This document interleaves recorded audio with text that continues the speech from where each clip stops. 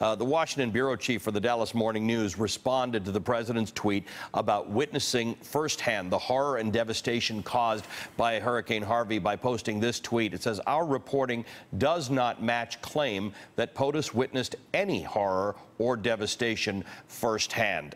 What's your evaluation both of this particular message and of the president's handling so far of Hurricane Harvey?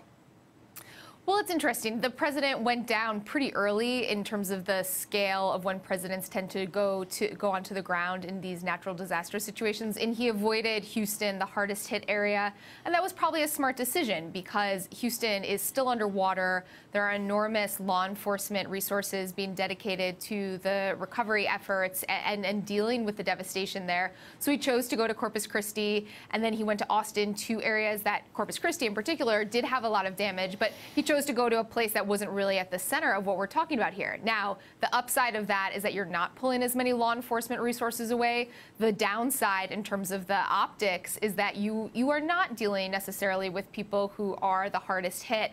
So this idea, though, that the president still felt the need to claim that he did witness the horror and the devastation is a little bit odd because it was obvious to any reporter that was on the trip, anybody who was following that trip, that he didn't. And it's just this sort of oddity of Trump that even though all evidence sort of pointed in another direction, he still felt the need to make that claim. Now, he is going to travel again, we're told, on Saturday. He may get more of a firsthand look at what happened, but you did see his staff kind of twisting themselves in knots to try to explain what was essentially a secondhand look at the horrors and devastation and trying to make it into that kind of firsthand look that he was claiming. Hey there, I'm Chris Hayes from MSNBC. Thanks for watching MSNBC on YouTube. If you want to keep up to date with the videos we're putting out, you can click subscribe just below me or click over on this list to see lots of other great videos.